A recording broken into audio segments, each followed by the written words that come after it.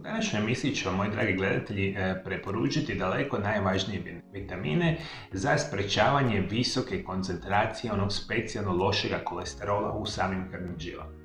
Svi itekako dobro znate koje su posljedica dugogodišnjeg nakupljanja samoga lošega kolesterola, ne daj Bože krvni ugrušci, što se danas najčešće ili zapravo u velikom broju slučajeva događaju. Osoba diljem svijeta uzrokuju srčani i moždani udar koji su najopasnije bolesti modernog čovjeka. Zato moramo biti dovoljno pametni, razmišljati da preventivno uzimamo one najbitnije nutrijente kao što su današnji vitamini. Govorit ću vam što je zapravo kolesterol, to ćete se iznenaditi, koje su njegove čak i zdravstvene blagodati, koje su vrste kolesterola koje morate voditi računa da izbjegavate specijalno prilikom konzumiranja hrane, i bitni vitamini ćete sve saznati u današnjoj emisiji. Apsolutno možemo reći, kada govorimo o masnoćama, opća populacija misli da su jako loše, što je daleko od istine. Najozloglašenija masnoća se naziva kolesterol. Veliki broj osoba zna da povišene razine kolesterola uzrokuje krvne ugruške, srčani moždani udar, ali mali broj osoba zna da je jako bitan za naše zdravlje. Dakle, kolesterol apsolutno nije uvijek loš. Postoji itekako velika koncentracija onoga dobroga kolesterola koji nama značajno poboljšava zdravlje. Vodite računa da se otprilike 2/3 kolesterola cijeloga našega tijela specijalno proizvodi u samim crijevima i specijalno u samoj jetri. Dakle, najviše kolesterola proizvodi jetra, a možemo reći da se nalazi u mozgu, nadobrešnim zvijezdama i živcima. Ono što možemo reći, prevelika količina loše masnoće u krvi taloži se pod stijekom krvne žile koja bubri i polako sužava arteriju ili bilo koju krvnu žilu. Događa se da dođe do pucanja stijenke i stvaranja krvnog ugruška. Ono što možemo reći bitno je da znate da kolesterol itekako ima i dobri zdravstveni blagodati. Kada govorimo o ovome dobrome kolesterolu, on ima specijalan utjecaj recimo na proizvodnju određenih vitamina i određenih vrsta hormona, što je jako bitno za reći. Možemo reći da kolesterol pomaže pretvorbi ugljikohidrata u tijelu. Kolesterol u koži pretvara se u vitamin D. Kada na kožu dođe ultravioletna svjetlost iz sunca. Kolesterol je ključan za proizvodnju hormona nadbubrečne žlijezde kao što je kortizol. Kolesterol je ključan za proizvodnju spolnih hormona jer je bitan dio njihove membrane i puno toga je vezano za sami kolesterol. I kada razmišljamo što je to kolesterol, njegova funkcija ili je dobar ili loš je vezan za koji protein se veže kolesterol u našem organizmu. I zato vodite računa. Postoji 3 specijalne vrste kolesterola u našem tijelu. Prvi kolesterol se naziva LDL lipoprotein ili loši kolesterol ili protein niske gustoće. Prenosi oko 65% kolesterola u tijelu, a to je onaj kolesterol koji stvara krvne ugruške i to je jako bitno za reći. Drugi se kolesterol naziva VLDL lipoprotein ili protein vrlo niske gustoće. Nosi oko 15% ukupnog kolesterola kroz tijelo. Jetra ga treba da proizvodi LDL lipoprotein i u velikim količinama može izazvati bolesti samoga srca. Dakle, LDL i lipoprotein visoke gustoće i lipoprotein nečega što se naziva vrlo niske gustoće su oni kolesteroli koje vi želimo zapravo izbjegavati u prevelikim količinama i nam mogu negativno utjecati na organizam. I oni su u većini tijela zapravo dio kolesterola. Međutim, postoji otprilike 20% kolesterola koji mi nazivamo dobri kolesterol. Dobri kolesterol se još naziva i HDL lipoprotein visoke gustoće. To je onaj deterđent koji čisti krvne žile i sprečava nastanak krvnih ugrušaka i sastoji se od samoga lecitina. I zato vodite računa da specijalno potenciramo proizvodnju ili funkciju ovoga dobroga kolesterola. I tu ključnu ulogu će igrati vitamini koje vi uzimate i apsolutno prvi vitamin koji ću vam preporučiti da je savršen za funkciju srca i krvnih žila, sprečavanje nastanka lošega kolesterola u krvnim žilama, je vitamin C. Apsolutno možemo reći vitamin C je poznat kao askorbinska kiselina. Je vitamin koji je topiv u vodi, koji se nalazi u mnogim vrstama voća i povrća. Djeluje kao antioksidans kako bi neutralizirao slobodne radikale i smanjio rizik od upala i bolesti. Dakle, sami vitamin C ima nevjerojatan broj zdravstvenih blagodati. To ćete sad ostati šokirani kada budem sve rekao. Dakle, osim puno bolje funkcije srca i krvnih žila, izvanredan je za funkcioniranje vaše kože. Dakle, vaša koža i specijalno kolagen koji se nalazi u koži ne može funkcionirati bez vitamina C. Zato kada imate manjak vitamina C, imate puno veću šansu problema sa kožom, recimo prerano starenje i sl. Apsolutno možemo reći vitamin C je potreban za proizvodnju drugih spojeva, kao što su L-karnitin i neurotransmiteri. Većina životinja može sintetizirati vitamin C, dok ljudi i majmuni ne mogu. Primarna funkcija je upravo proizvodnja kolagena, a isto tako je bitan za zacjeljivanje rana, krvarenja, opeklina. Možemo reći da je vitamin C antioksidans i što je nevjerojatno bitno za reći.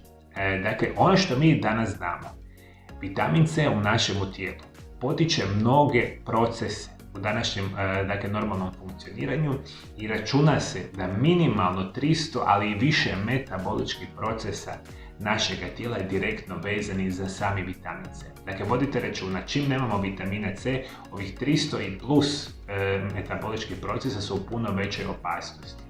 Ono što moramo razmišljati, metabolički procesi su kao funkcije nadbubrečnih žlijezda, poticanje recimo oralnog zdravlja, pomaže proizvodnji antistresnih hormona i interferona, jako važnog proteina za imunitet. Također je potreban za metabolizam folne kiseline. Studije pokazuju da smanjuje simptome astme, sprječava nastanak raka te potiče proizvodnju samog željeva, što je jako bitno za reći. I kada ja preporučujem i mojim pacijentima ovdje u ordinaciji i svi koji me redovito gledate, uvijek vitamin C trudimo se uzimati uz kvalitetne namirnice. Međutim, vi imate jednu drugu opciju, a to da se uzimaju kao dodaci prehrani.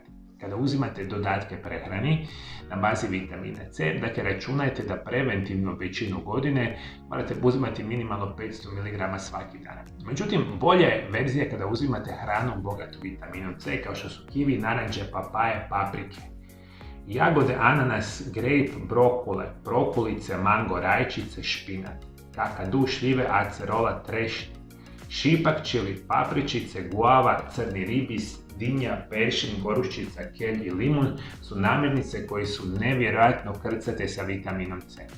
Dakle, moji dragi gledatelji, sprječavanje nastanka lošega kolesterola u vašim krvnim žilama će specijalno ići sa vitaminom C. Drugi vitamin koji je vama iznimno potreban biti će vitamin B3 ili niacin. On je vitamin koji danas znamo da je topiv u vodi i može se naći mnogim uobičajenim namirnicama.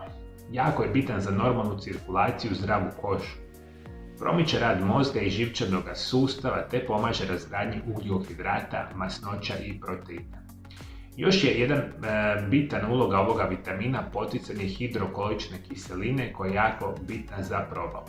Sudjeluje u proizvodnji žuči i njezinom izlačivanju u probavni sustav, te pomaže u sintezi spolnih hormona. Ono što morate shvatiti da niacin kada ga uzimate u tijelu sprečava nakupljanje lošega kolesterola i još jedna bitna informacija, vitamin B3 ili niacin igra nevjerojatnu ulogu u puno bolje funkciji srca i cirkulacije cijelom našem tijelu. Dakle, bolja cirkulacija, smanjivanje rizika od nastanka krvnih ugrušaka, to upravo vitamin B3 radi.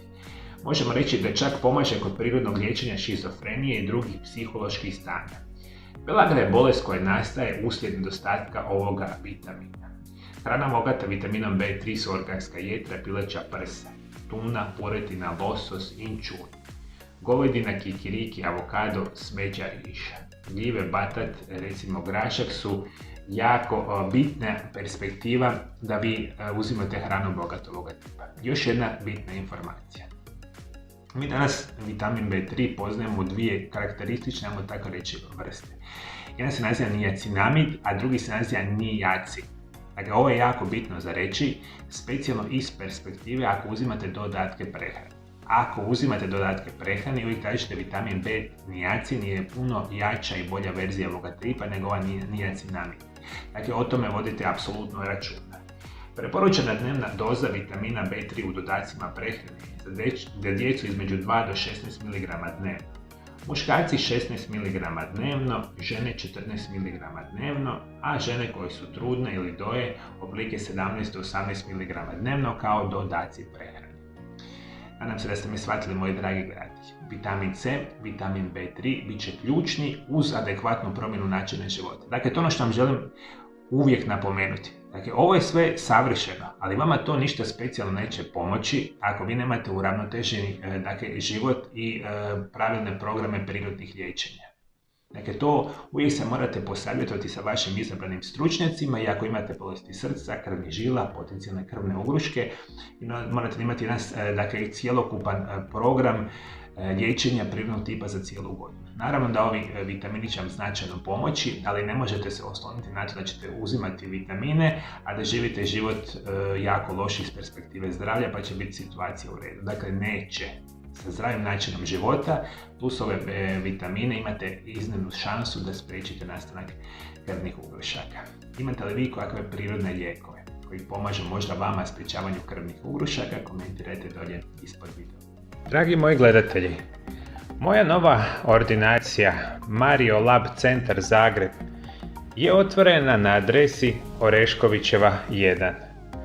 Ukoliko želite moje privatno liječenje vaših bolesti sa najmodernijim svjetskim medicinskim metodama i želite dobiti moje privatne programe prirodnih liječenja, kontaktirajte moju ordinaciju na ove brojeve telefona za pacijente iz Hrvatske ili kontaktirajte moju ordinaciju na ove brojeve telefona za pacijente iz cijeloga svijeta i dogovorite termine liječenja.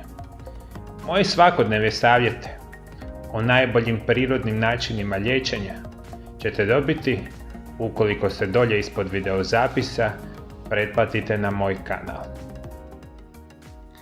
I prije nego što odete, moji dragi gledatelji, postoji još puno izvanrednih prirodnih lijekova za zdravlje srca. Ovo je jedan od tih prirodnih lijekova koji ću vam preporučiti, saznate u ovom videozapisu pored mene.